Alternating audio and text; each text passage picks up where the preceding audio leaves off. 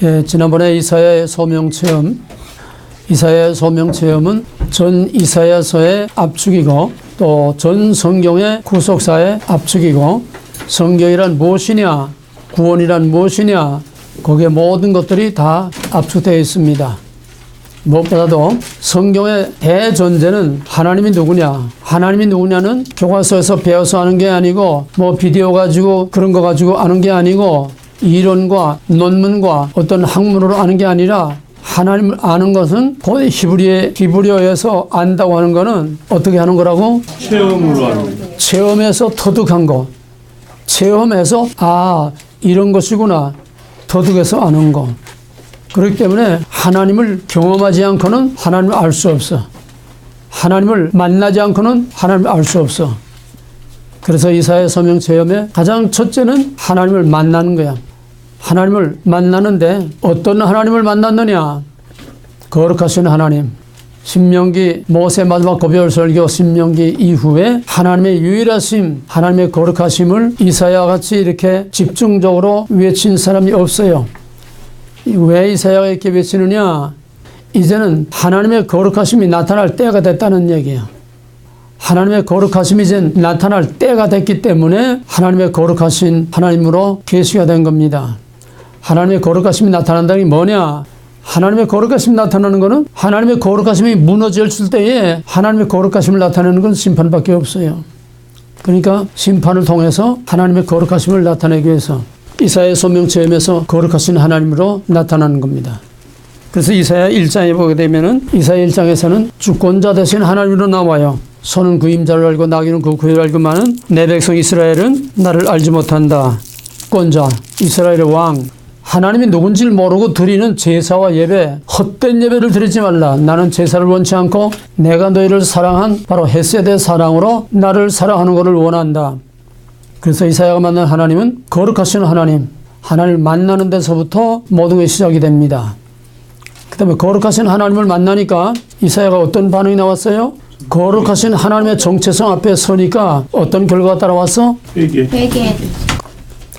하나님의 거룩한 정체성 앞에, 거룩하고 깨끗한 하나님의 거울 앞에 서니까 자기가 위장하고 자기가 변장하고 자기가 착각하고 있던 이 모든 모습들이 그대로 드러나는 거야.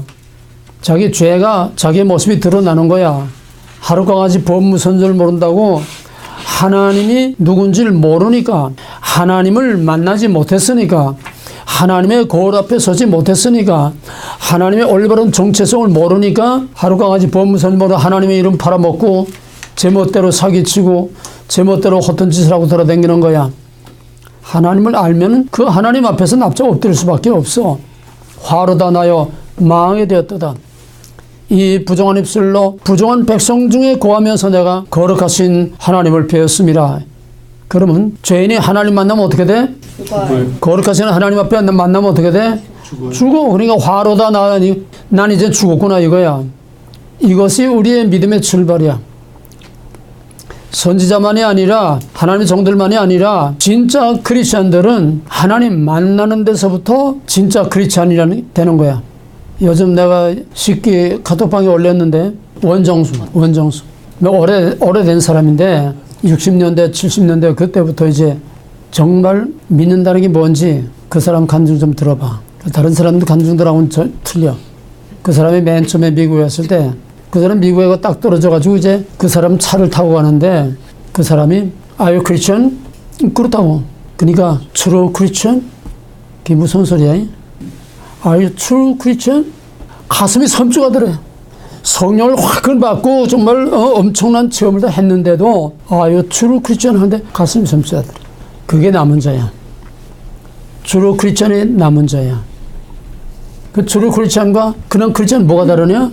만난 신앙하고 들은 신앙하고 다르다는 거야. 지금은 이미 때가 다 지났기 때문에 참 기대하기 어렵겠지만은 60년대, 70년대는 하나님 만나는 사건이 엄청 터져나와서 오순절 때같이 엄청 터져나왔어. 요즘은 만날 수가 없어. 하나님 안 만나죠. 왜? 내버려둔 때이기 때문에. 그래도 지금도 가끔 부분적으로 개별적으로 하나님 만나는 사건들이 지금도 얼마든지 있어. 만나는 건 여러 가지, 만나는 상태는 여러 가지야. 지금 뭐 성령의 은사로운 시대 아니니까 만나는 형태는 여러 가지지만은 가장 중요한 건 만난 것과 만나지 못한 것, 이거는 그냥 칼로 무통을 자르지 확실해. 만났다, 하나님 만났다, 자신 있게 말할 수 있는 거하고 긴가민가 하는 건 확실히 만나면은 할 말이 있어. 확실하게 만나지 못한 사람은 할 말이 없어.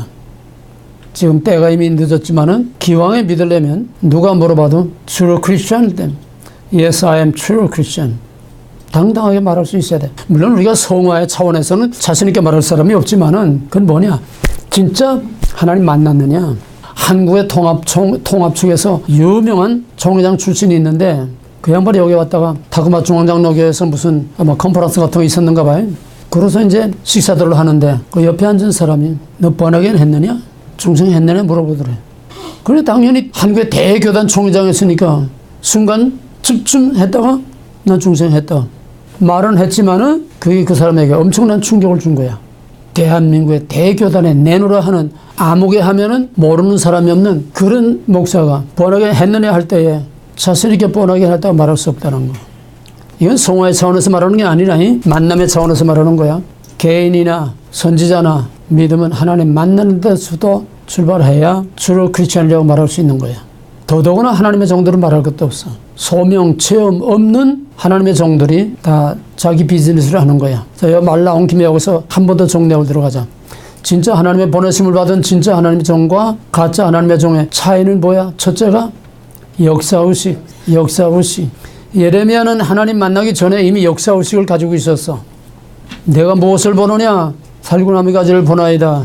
무엇을 보느냐? 북방에 끼워진 큰 가마를 보나이다.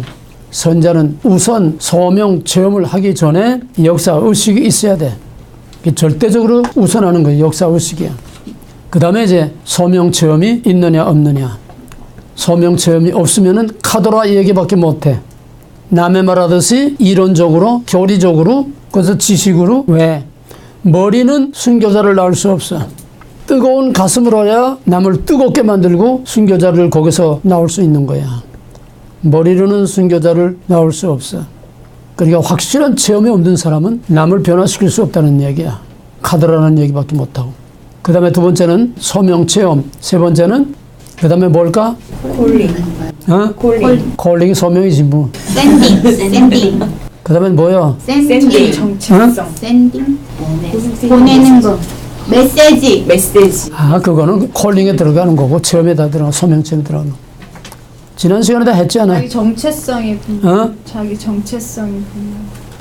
하늘이냐 땅이냐. 말할 수 없는 상황. 말할 수 없는 상황에서 듣기를 원치 않는 사람들에게 듣기를 원치 않는 말을 하는 자가 진짜 보내심을 받은 자이고, 그 뒤집으면 어떻게 돼?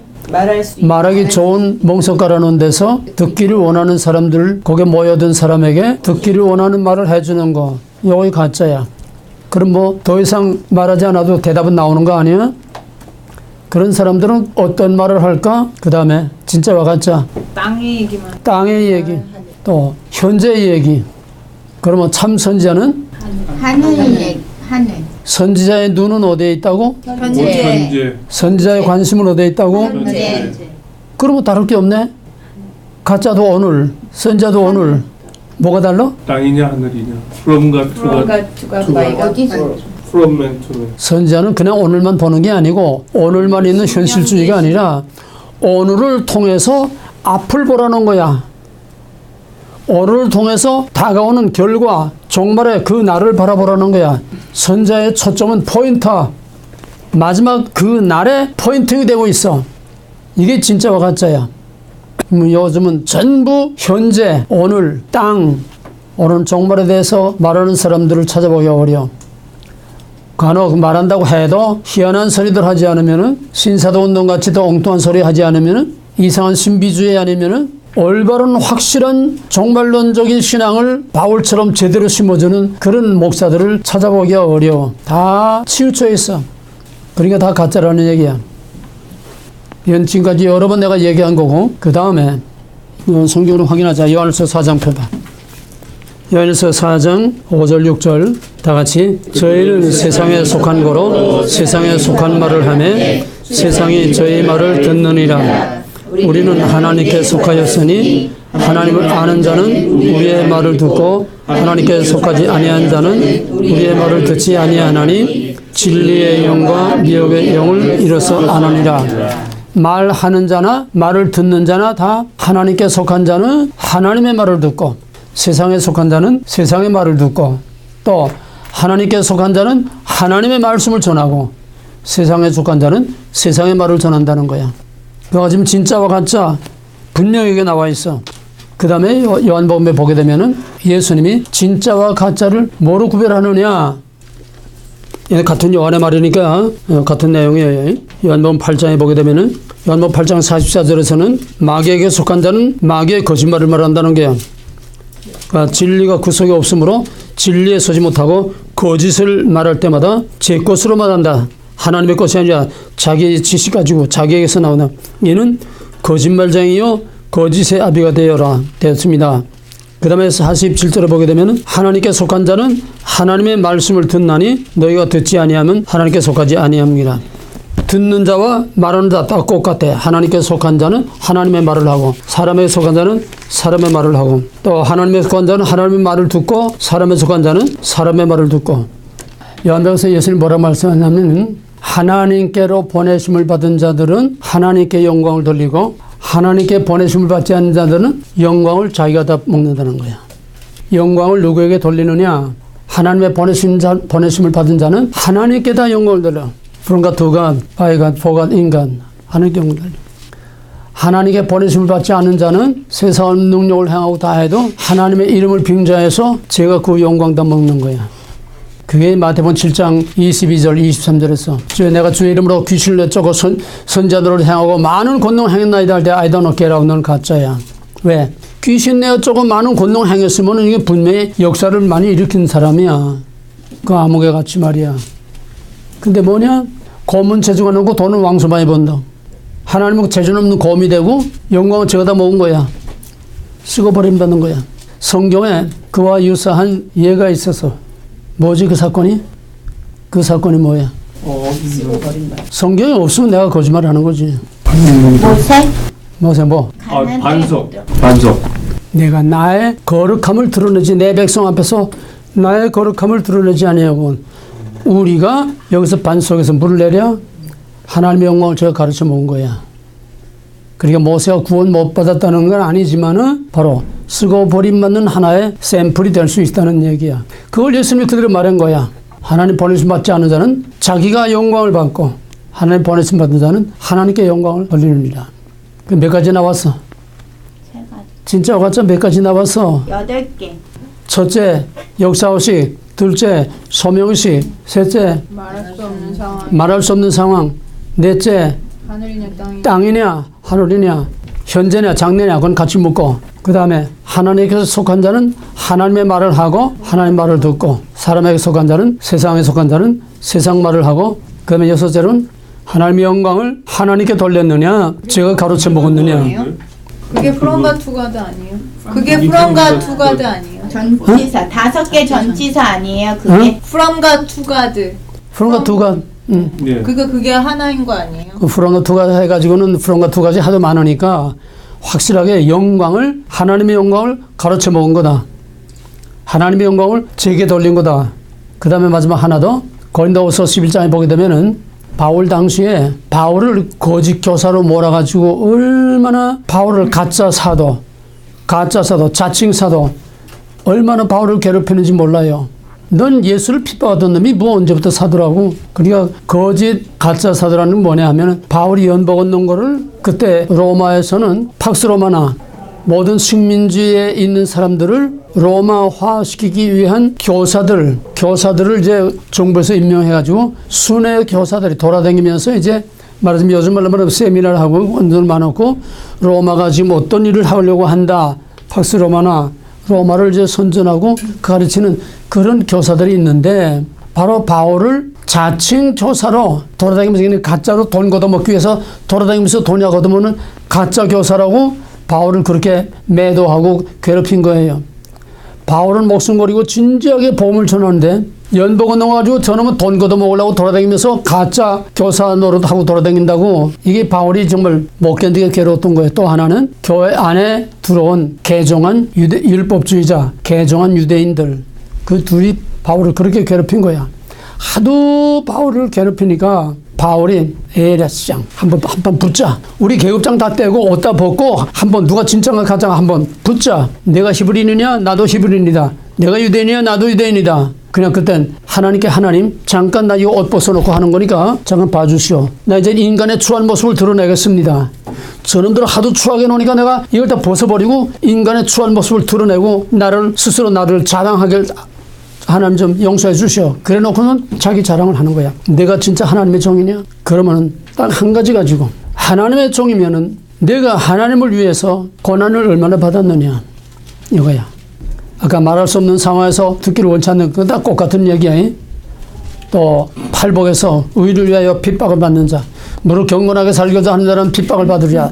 전 성경에 통하는 하나님의 종, 하나님의 백성들은 고난을 받는다고 하는 성경의 기본 사상, 그걸 가지고 이제 본질과 원리를 가지고 갖다 댄 거야. 내가 하나님의 종이면은, 내가 가짜면은, 그러면 진짜 하나님을 위해서, 복음을 위해서 누가 얼마나 고난을 받았느냐 하면 내놔라 말이야. 고난의 증거들을 내놔라. 나는 고난의 흔적을 내 몸에 갖고 있어.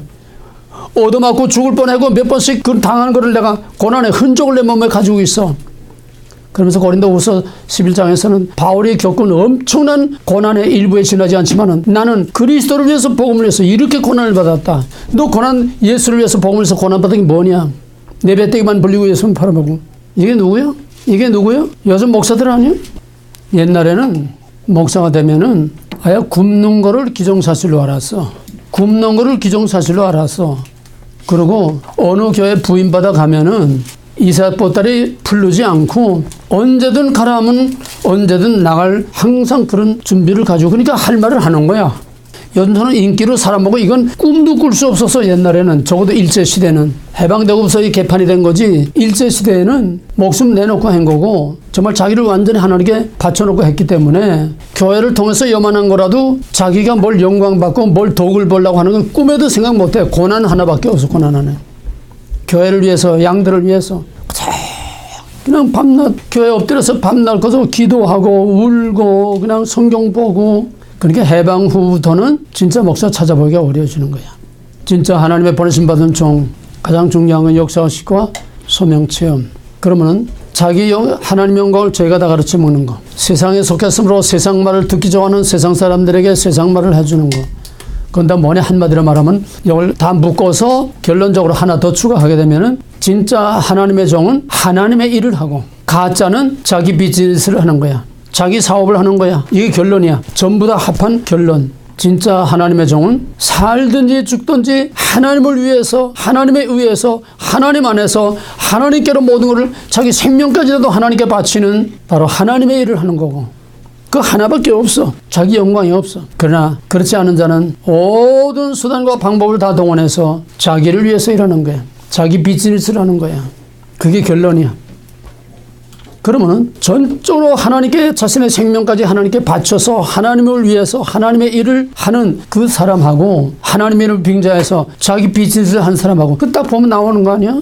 무슨 말을 하는지 목회를 어떻게 하는지 자기 비즈니스를 위해서 교인들을 커스터머로 그냥 끌어모아가지고 자기 목적을 달성하려고 하는 거냐, 자기 성공하려고 하는 거냐, 아니면 자기를 완전히 희생의 제물로 들여서 저 영혼 하나하나를 살리기 위해서 먹지 않고 피를 말리고 기름을 말리면서 금식을 하면서 철야를 하면서 그 영혼 하나하나를 위해서 정말 목숨 걸고 기도하느냐, 그 영혼 하나에 자기의 생명을 거기다 걸고 있느냐. 이 마지막 때는 아무리 말을 해도 그냥 그저 말로 끝나고 마는 거지 우리 부터가 실감을 못해. 그런 게 어떤 건지 실감을 못해. 나는 어려서부터 봐왔고 그렇게 살아왔고 우리 어머니가 그렇게 살다가 그렇게 순교를 당했기 때문에 아는 거지. 요즘은 숫자에 말을 해도 전혀 감각이 없고 전혀 몰라. 자, 서명체험 뭐 이것만 하다가 너무 시간 다 간다. 자, 그래서 서명체험 그다음에 죄를 회개하니까 불로 입술을 쥐어서 정하게. 이건 심판. 불이라는 건 심판이야. 불로 정결케 하고 그 다음에는 심판을 통해서 죄를 깨끗게 하고 찌꺼기를 다 제하고 그 다음에 하나님께서 보내는 거야. 샌딩. 그리고 메시지. 그러면은 이사야에게 주신 메시지는 뭐냐? 회개하고 돌아오라가 아니야. 이게 특이한 거야. 모든 사람들 가서 내 백성들을 돌이키라 하는데 이사야는 그게 아니라 돌아오라가 아니라 가서 듣기는 들어도 알지 못하고 보기는 봐도 깨닫지 못하게 하라. 이 백성으로 마음이 둔하게 해서 그건 뭐냐? 이미 심판이 작정됐기 때문에 돌아올 수 없다는 거야. 그럼에도 불구하고 너는 가서 외치라는 거야. 이게 역설적인 거야. 이게 이해하기 어려운 모순이야. 돌아올 수 없는데 선지자 왜 보내? 그 대답이 에스겔 2장 3장에 있어요. 에스겔 3장에 보게 되면 에스겔 2장에 보게 되면은 너는 가서 내 백성이 외치라. 그러나 저들이 이마가 굳고 목이 곧아서 내 말을 듣지 않을 것이라. 차라리 말을 알아듣지 못하는 이방인에게 갔으면 그들은 알아들으려야 내 백성은 알아듣지 않아. 그러나 너는 가서 외치라. 듣든지 안 듣든지 같이는 외치라. 가장 결정적인 것은 그들 중에 선지자 있은 줄을 알지니라. 바로 그거야. 예수님께서 내가 너희를 심판하러 온 것이 아니라 심판할 시기가 따로 있으니 바로 내가 한 말이 하나님의 말씀이 너희를 심판할 것이고 너희가 한 말로 너희가 심판을 받을 것이라. 그 피를 우리 후손에게 돌리라. 그 피값을 저희들이 치는 거야. 저희가 한 말이 씨가 된다고 그러잖아. 그 피를 우리에게 돌릴지 우리 후손에게 돌릴지어다. 그래서 600만이 학살을 당하고 그래서 엄청난 핍박을 받은 거야. 또 주님께서 하신 말씀이 그를 심판하는 거야. 그 마지막 때. 그래서 에스겔에게 너희들 중에 선지자 있은 줄을 알지니라. 이다가 1차, 2차, 3차 포로서 사로잡혀 때까지도 몰랐어. 왜 할례 받은 하나님의 거룩한 백성이 할례가 없는 이방 오랑캐 이국만리 수만리에 여기 포로로 사로잡혀 있느냐? 잘되면 재탄, 못되면 조상 탓이요. 이다 우리 조상 죄 때문이다. 또 하나는 우리 신이 바빌론 신보다 약해서 이렇게 됐다. 자기는 책임 없는 거야. 그러다가 70년 포로 생활을 하는 중에 그들이 자문자답하다가 하나님의 할례받은 거룩한 백성 내가 너희를 버리지 아니라 수없이 말씀한 그 하나님 말씀 어디 갔느냐? 왜 우리가 이 지경 됐느냐? 하나님 말씀을 버려서다. 하나님 말씀을 버려 우리가 율법을 지키고 날마다 아침 저녁 제사를 지내는데 율법을 지키지 않았어야 됩니다. 우상 숭배. 제사를 지내면서 우상에게 지내고 하나님께 지내고 혼합주의. 그래서 심판을 받았다는 거야. 그 율법책이 없지 않느냐? 우리 율법 몰라서 그러냐? 우린 제사만 지내면 되는 줄 알았지 않느냐? 그러니까 율법이 왜 없었어? 살아있는 선자들의 살아있는 말씀이 있지 않았느냐? 그때 에스겔이 할 말처럼 너희들 중에 선지자 있은 줄을 알지니라 이게. 내가 유튜브에 떠들고 과거에 신문에서 10년 동안 계속 쓰고 여기서 떠들어도 다 마이동풍. 그러나 언젠가 하나님께서 찾을 때가 있어. 그 이창과 떠들 때에 넌 뭘 듣고 있었느냐? 너희들 중에 선지자 있은 줄을 알지니라. 나중에 깨닫는다는 거야. 나중에 선지자들의 한 말대로 저희들은 심판을 받았고 그래서 포로 중에 쓰레기처럼 취급했던 선지자들의 말을 다 수집해서 오늘의 예언서가 편집이 되고 구약이 다 편집된 겁니다. 하나님의 말씀은 1.1핵도 없어지지 않냐고. 천지가 없어져도 영원토록. 하나님의 말씀은 영원까지 살아 역사하는 겁니다. 근데 여기서는 왜 돌아오지 못하게 하라. 바로 너희 중에 선지자 있은 줄을 알지니라. 심판을 행할 것이다 그래. 언제까지입니까? 가옥과 전통이 다 말려지고 모든 전통가 다 황폐해지고 감나무 상수리나무가 밤나무 삼수리나무가 다 배임을 당하고 그 전에 10분의 1이 남아있을지라도 구루터기는 남아있는 것 같이 이 땅의 거룩한 씨가 구루터기니라. 남은 자의 구원. 그럼 이 소명 체험 안에 전 성경 이사야서 하나님의 구원이 어떤 것이며 구속사가 어떻게 가는가 하는 전체가 다 나와 있는 거야. 자, 그러면은 이사야서에 나와 있는 중요한 사상 몇 군데 보고 이사야서의 중요한 신학적 주제를 보겠습니다. 이사야서에 나와 있는 가장 큰 대전제를 말한다면은 말할 것 없이 후가레즈 하나님 누구냐? 소명체의 맨 처음에 나온 것처럼 거룩하신 하나님, 유일하신 하나님, 바로 그 하나님의 거룩하심 때문에 버리면 벌, 돌이키면 구원. 하나님의 거룩하심이 훼손되면은, 하나님의 말씀이 훼손되면은, 하나님의 예배가 훼손되면은, 거룩이 무너지면은 바로 심판이 온다고 하는 거. 그래서 모든 예언서의 이중구조, 신명기 신학, 버리면 벌, 심판이 선언되는 거야. 이사야의 소명 체험은 심판을 선언하는 거야.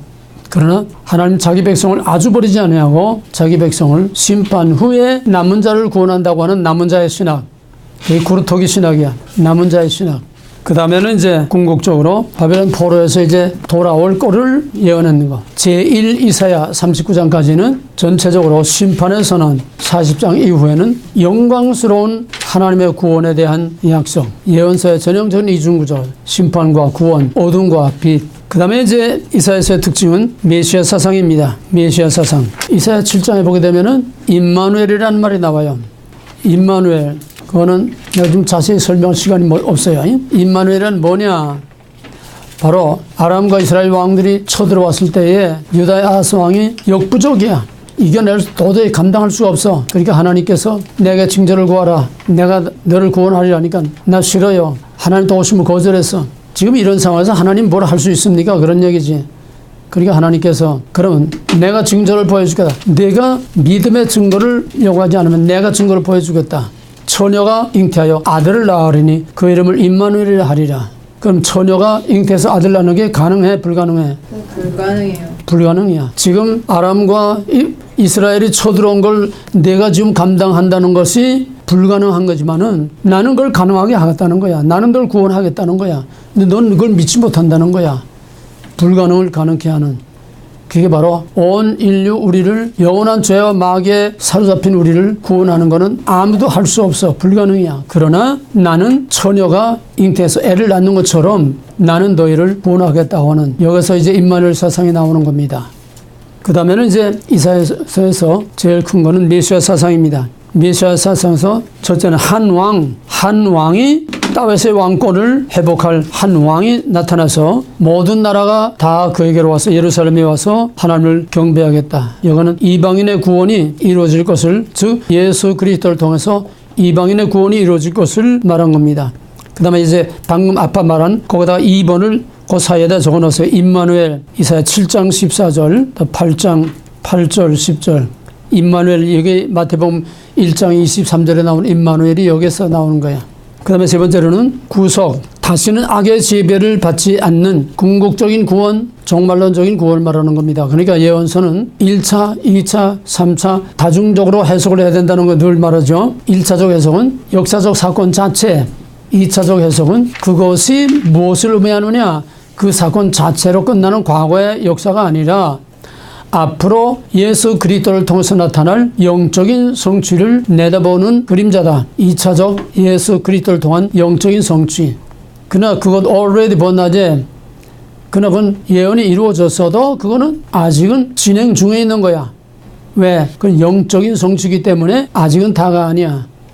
이제는 형태에서 영적으로, 그 다음에 영적의 거기에서 마지막에는 형태와 영적인 것이 완전히 합해진 완전한 성취가 종말에 이루어지기 때문에 최소한 3차적인 종말론적 해석까지 가야, 종말론적인 적용까지 가야 그 성경이 바로 해석되는 거지. 과거의 역사를 통해서 그저 이런 교훈이나 봤자, 성경은 교훈책도 아니고 역사책도 아니고 성경은 무슨 뭐 도덕책도 아니야. 다중적 해석을 하지 않으면은 그거는 그냥 오늘밖에 없는, 거기서 교훈이나 받는 오늘 전형적인 설교 스타일이 되는 거야. 반드시 다중적. 그러면 종말에 나타날 그거로 끝나면은 끝나는 거 아니야? 피니시 아니야? 그럼 우리하고 무슨 상관이 있어? 그거를, 그 모델을, 그 원리를 오늘의 우리의 현실, 오늘의 내 삶의 현실에 다시 적용하는 4차적, 5차적, 6차적 계속 현실 적용이 있어야 이게 살아있는 하나님의 말씀이지. 종말에 이루어질 그것만 얘기하고 끝나게 되면 카도라 얘기밖에 안 돼. 남의 얘기밖에 안 돼. 객관화된 진리, 객관화된 말씀, 그건 생명이 없어. 주관화되는 현실 적용, 자기 적용이 있을 때에만 그 말씀이 살아서 역사하게 되는 겁니다. 언제나 다중적 해석, 그걸 놓쳐버리면 안 돼. 그래서 이사야서에 나오는 모든 예언도 그 영광스러운 구원은 예수 그리스도를 통해서 나타난 영적인 구원. 그러나 그게 아니야. 그거는 그림자일 뿐이고 진짜 이사야가 예언한 초월적 극전이 상상할 수 없고 예측할 수 없는 엄청난 영광스러운 그런 구원은 이 땅에서는 이루어지지 않아. 그거는 주님 다시 오실 때의 종말의 부활과 영생의 새하늘과 새 땅이 열리는, 거기서 모든 예언이 궁극적으로 완성되는 종말론적 성취에서만 되는 거지. 문자적으로 보면 하나도 그대로 이루어지지 않았어. 유대인들은 그날이 오기를 기다리고 있지만은 유대인들이 기다리는 거 우리가 기다리는 건 달라. 유대인들은 현실밖에 없어. 그래서 우리는 언제나 예언서를 다중적으로 해석하고 뿐만 아니라 오늘의 현실에, 크게는 세계, 나라에, 사회에, 가정에, 교회에, 자기에게 다중적으로 다 적용이 돼야 그게 살아있는 말씀이고 살아있는 믿음이 되는 거다. 그래서 한 왕도 다윗의 왕권을 회복하는 그런 다윗의 왕국은 다시 오지 않아. 그는 장차 다윗의 자손, 우리 다윗 언약 다 했어요. 다윗 언약. 다윗의 자손으로 이루어질 영적인 메시아 왕국을 말하는 거예요. 한 왕이라는 거는 다윗이 다시 일어나는 게 아니라고 하는 거. 구속도 바빌론 포로에서 돌아오는 거 1차죠. 그게 아니라 마귀와 죄와 사망의 권세에 사로잡혀 있는 하나님 택한 백성들을 돌아오게 하는 바로 예수 그리스도를 통한 구속과 종말의 이 세상에서 영원한 생활과 새 땅으로 우리를 구원하는 종말론적인 구속, 그걸 다 말하는 겁니다. 그 다음에 예루살렘이 거룩한 성이 되어서 여호와의 성읍이라 갖게 되고 다윗의 왕국이 회복되고 하나님의 왕국이 회복되고 모든 열방들을 거기 와서 경배하리라. 스가랴서 있는 말씀이나 이사야서도 같은 거야. 모든 열방의 구원, 이거는 종말론적인 하나님의 구원이 얼마나 영광스러운가 하는 것을 보여주는 거지. 진짜 이 땅에서 모든 백성들이 다, 모든 열방이 다 예루살렘에 와서 경배하고, 이게 지금 세대주의 유대주의자들이 제3성전 지금 짓겠다는 거 아니야? 제3성전 회복하고 제사가 회복하고 박스 이스라엘 유대인에 의한 세계 통치가 이루어질 때에 모든 열방이 다 예루살렘에 와서 제사를 지내고 경배를 하게 된다고 하는, 이게 세대주의, 이게 유대주의야. 문자주의 없어 그런 거. 여기에 예루살렘에 와서 모든 열방이 다 경배한다는, 온 열방의 하나님의 남은 자들을 구원해서 새하늘과 새 땅에 영원한 하늘 성소 새 예루살렘, 그걸 말하는 거지. 이 땅에서 팔레스타인에 있는 그 예루살렘을 말하는 게 아니야. 다중적으로 해석하지 않으면 이렇게 되는 거야. 1차, 2차, 3차, 4차, 5차. 그 다음에 이사야서의 또 특징을 뭐냐 하면은, 여섯 번째로 나의 종. 이사야서에서는 특히 나의 종이라는 말이 많이 나옵니다. 특히 이사야 42장에서 53장까지 나의 종, 나의 종. 그럼 나의 종은 뭘 말하느냐? 첫째로는 나의 종이라는 것은 하나님의 택하신 백성 이스라엘을 말하는 거예요. 이스라엘을 여기서도 다중적으로 이스라엘을, 첫째는 문자적인, 아직까지는 형태 시대니까 문자적인 이스라엘을 말하고, 두 번째는 예수 그리스도를 말미암은 영적인 이스라엘, 오늘의 true Christian을 말하는 거고, 3차적으로는 이방인의 남은 자와 유대인의 남은 자로 영원한 이스라엘 삼으실 바로 그 이스라엘을 말하는 거다. 1차적으로는 바로 아직도 형태 시대니까 이스라엘을 말하는 거다, 자기 백성. 또 2차적으로는 나의 종이라는 거는 메시아, 나의 종 나오는데, 나의 종이라는 건 1차적으로 이스라엘을 말하고, 그 다음에 2차적으로는 메시아를 말하는 거예요. 이스라엘도 혈통적인 구약의 그런 형태상의 이스라엘, 영적인 이스라엘, 영원한 이스라엘, 이스라엘도 다중적으로 우리가 이해해야 되지만은, 어쨌거나 메시아는 바로, 메시아도 마찬가지야. 바벨론 포로에서 돌아올 때에 그들을 이끌고 예루살렘으로 오는, 그들을 이끌고 이방 땅에서 약속의 땅으로 오는 그 리더가 누구냐? 스룹바벨이야. 그래서 스룹바벨을 메시아의 모델로 세웠어. 두 감람나무, 대제사장 여호수아와 스룹바벨, 그를 하나님의 백성을 구원하는 장차 나타날 메시아의 그림자로 이렇게 하나님이 사용했습니다. 그 다음에 나의 종이라고 하는 건 세 번째로, 오늘날 영적인 true Christian, 진짜 하나님의 종들과 진짜 성도들, 그들을 말하는 겁니다. 그 다음에 네 번째로, 궁극적으로는 다시 오실 메시아. 메시아는 1차적으로 이스라엘, 하나님의 백성, 거룩한 백성, 그것도 형태, 나중에 영적인 이스라엘. 그 다음에는 두 번째로는 메시아. 메시아도 1차적으로 물리적으로 그 백성을 바벨론에서 이끌고 나올 메시아의 그림자로서의 스룹바벨. 2차적으로 영적인 메시아 예수 그리스도. 3차적으로 영원한 구원을 이루는 예수 그리스도를 말하는 거다. 다 다중적으로 해석해야 돼. 그 다음에 오늘 이 시대에 진짜 하나님의 부르심을 받은 거룩한 하나님의 백성들을 말하는 거다. 그 다음에 이사야 42장에서 53장, 그걸 종의 노래라고 합니다. 특히 종의 노래. 종의 노래라는 건 나의 종, 메시아의 또 이스라엘에 관한 얘기입니다. 그거는 거기서 집중되는 게 뭐냐? 고난받는 메시아라는 거야. 고난받는 메시아지만은 고난으로 끝나는 게 아니라 고난 후에 승리하는 예상. 고난 후에 승리하는 메시아다. 또 나의 종은 하나님의 집을 짓는, 하나님의 왕국을 확장하는 하나님의 거룩한 일꾼들, 오늘 교회의 거룩한 일꾼들을 나의 종이라고 하는, 앞에 붙어야 될 거 밑에 따로 나왔어요. 그 다음에는 이사야의 중요한 사상, 또 모든 예언서의 중요한 사상은 여호와의 날. 여호와의 날. 이 여호와의 날이라는 게 뭐냐? 모든 성경은 하나님의 주권을 선언하고 하나님의 주권에 합당한 반응을 보이기를 요구한다. 먹지 말라, 하나님 주권 선언, 합당한 반응을 보이기를 요구한다. 먹지 않는 순종, 언약을 거룩을 지키는 거, 여호와의 날이라는 것은 바로 심판과 구원의 날을 말하는 거다. 특히 예언서에서 여호와의 날은 심판을 말합니다. 1차적으로 심판을 말해. 여호와의 날, 두렵고 떨리는 여호와의 날. 아모스가 북왕국에 이스라엘에서 외칠 때 너희가 어찌하여 여호와의 날을 사모하느냐. 그날은 너희가 바라는 것 같은 그런 평화의 날, 그런 영광의 날이 아니라 칠흑까지 캄캄하고 어둡고 하늘과 땅이 다 진동하는 무시무시한 그날이 여호와의 날인데, 너희들은 그날이 너희들을 위한 해피한 날로 지금 너희들이 세계를 지배하는 유대인들과 같이 너희들이 다 승리하고 너희들이 세계를 지배할 것 같은 그런 영광의 날이 아니라는 거야. 예언서의 여호와의 날은 우선 무엇보다도 심판의 날입니다.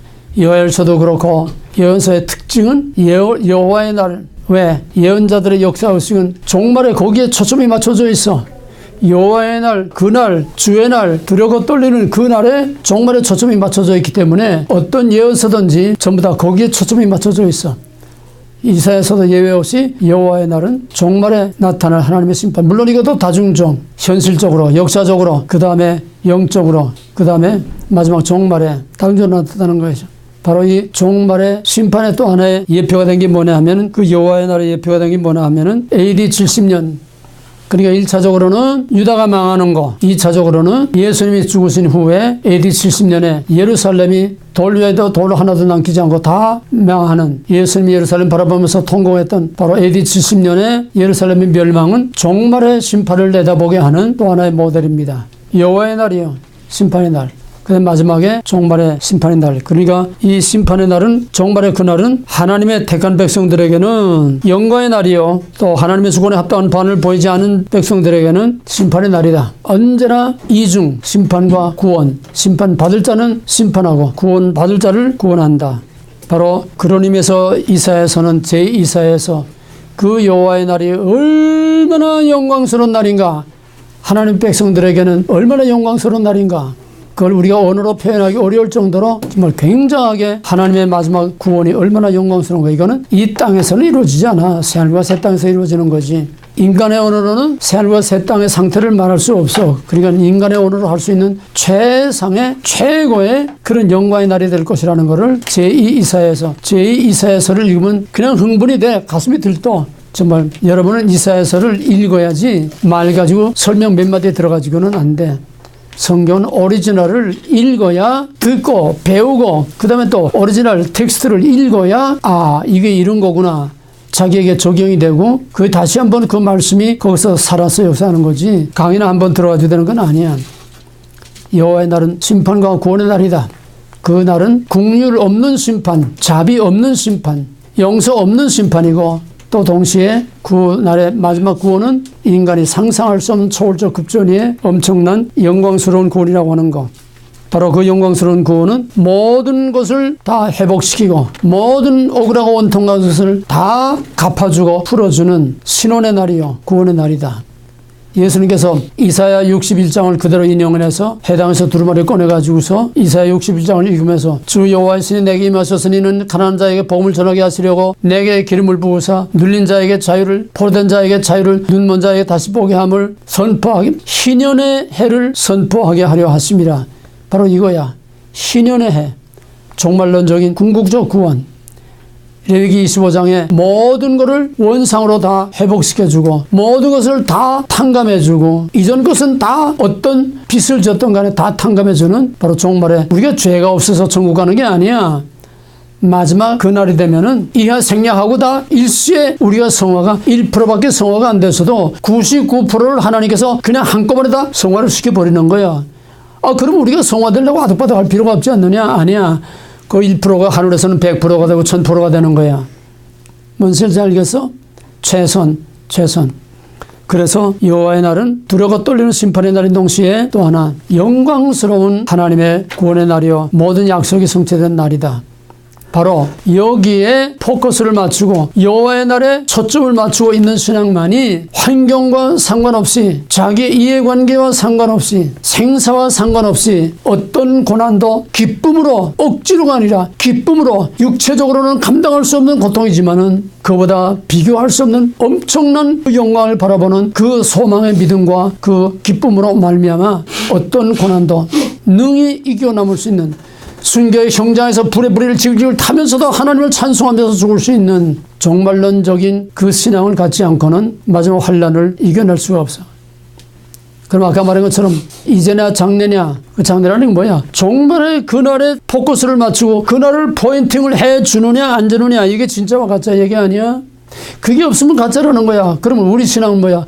우리의 신앙도 현재를 통해서 종말을 바라보고 종말을 바라보면서 그날을 준비하는 오늘의 충실하고 성실한 삶을 살라는, 종말과 현재가 분리되면 이건 아니야. 현재에서 종말을 보고 종말을 봄으로써 거기에 대비할 수 있도록 오늘의 현실에서 종말의 소망의 믿음을 가지고 그날까지 참고 견디는. 그래서 로마서 8장 17절에서 우리가 하나님의 후사면 그와 함께 고난도 받아야 할지니, 왜? 우리가 하나님의 아들이면은 하나님의 아들 예수가 고난받은 것처럼 우리도 예수처럼 고난을 받아야 된다는 거야.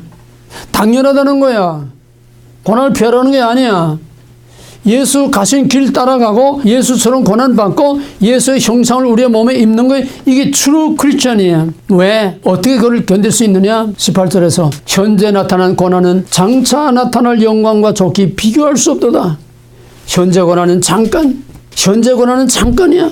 우리가 받을 영광은 영원한 영광. 현재 고난은 깨알만 하다가 하면 우리가 받을 영광은 우주와 같이 무한히 광대하고 무한히 큰 거야. 여기에 소망을 가진 믿음만이 짐승에게 경배하지 아니하고 어떤 고난이 와도 죽으면 죽으리라. 새 청년이 불 속에 칠비나 두고 불 속에 집어던진다고 해도 우리는 절대로 절하지 않겠다. 왜? 하나님이 구원하실 것이요, 하나님이 구원하지 않아도 우리는 절대로 금신사에게 절하지 않겠다. 다 부활의 신앙이야. 부활의 산 소망을 가진 신앙만이 어떤 환난도 이겨낼 수가 있지. 우리 믿음 가지고, 우리 지식 가지고, 우리가 뭐 좀 성경 배운 거 가지고 안 돼. 오직 의인은 믿음으로 말미암아 살리라. 바로 이사야서도 예외 없이 목적은 종말의 그날, 영원한 새하늘과 새 땅이 이루어질 바로 그날을 바라보는 것이 이사야서도 예외 없는 목표입니다. 바로 히브리인들이 오늘까지 모든 고난을 2000여 년 동안 참고 견딜 수 있었던 것은 비록 우리와 신학이 다르지만은 그들도 종말의 메시아가 나타나서 다윗의 왕국을 이루어서 예루살렘에서 온 세계를 다스리겠다고 하는 잘못된 종말론이지만은 거기에 초점을 맞추고 있기 때문에 어떤 고난도 능히 참고 견딜 수 있었던 거야. 종말론적 신앙에 대한 확신과 그거로 인한 고난을 이길 수 있는, 그건 마찬가지야. 근데 그것들은 허방다리야. 왜? 그들은 이 땅에 예루살렘에서, 아니야, 이 땅은 아니야. 우리의 소망은 이 땅이 아니라 새하늘과 새 땅에 새 예루살렘에서 영원히 받을 영광이기 때문에 저들이 바라보는 그 영광하고 우리가 바라보는 영광하고는 비교할 수가 없어. 우린 종말에서 미래의 종말 그것만 바라보면 신비주의가 돼. 다미 선교처럼 돼. 오늘밖에 여기가 좋사오니 이건 현실주의, 인본주의, 전부 다 타락한 신앙이 되는 거야. 오늘에 충실하면서 그날을 준비해야 되고, 그날은 오늘 준비하는 게 갑자기 그날이 우리에게 어떻게 하는 게 아니야. 그날 오늘 우리가 심은 대로 그날에 우리가 걷어먹는 거야. 그러니까 오늘은 그날을 위해서 있는 거야. 그날을 위해서 준비하면서 있는 거야. 돈 버는 거 그날을 위해서, 일하는 거 그날을 위해서, 우리의 영혼을 살찌게 해서 우리 영혼을 깨끗하고 우리 영혼을 거룩하고 우리 영혼을 튼튼한 강체질로 만들어서 어떤 태풍과 환란이 와도 능히 끄떡하지 아니하고 순교의 신앙으로 이길 수 있는, 그거를 위해서 오늘 우리가 충실하게 훈련하고 준비하고 연단하고 훈련해야 환란의 불속을 통과할 수가 있는 거야. 성경은 정면 돌파이지 피해가는 게 없어. 그 다음에 구원받은 사람들은 영원한 하나님을 영원히 찬양한다. 마지막 8번, 구속함을 받은 자들과 만물이 주를 찬양. 구속함을 받은 자들이 새 노래로 구원의 하나님을 찬양할지어다. 이사야 35장 10절, 모든 백성과 만물이 새 노래로 하나님을 찬양하다. 이사야 42장, 하늘과 땅과 나무들과 산들이 노래한다. 결국 뭐냐? 마지막 하나님의 왕국이 완성될 때에 온 이스라엘 다 하나님을 찬양하고 하나님께 영광을 돌리겠다 하는 겁니다. 이사야서의 제일 중요한 거는 소명 체험을 통해서, 이사야서 전체를 보고 소명 체험을 통해서 하나님의 구원 계획과 구속사가 어떻게 되는 것이냐. 진짜 가짜 선자뿐만 아니라 크리스찬도 아닌 껍데기 크리스찬에 우린 여기서 트루 크리스찬이 되기 위해서 항상 말씀과 성령으로 임재하시는 하나님을 만나고 하나님과 같이 살고 하나님과 같이 씨름하는 믿음의 선한 싸움을 싸우는 마지막 그 영광에 다 참여하는 자들이 되기를 주님을 축원합니다.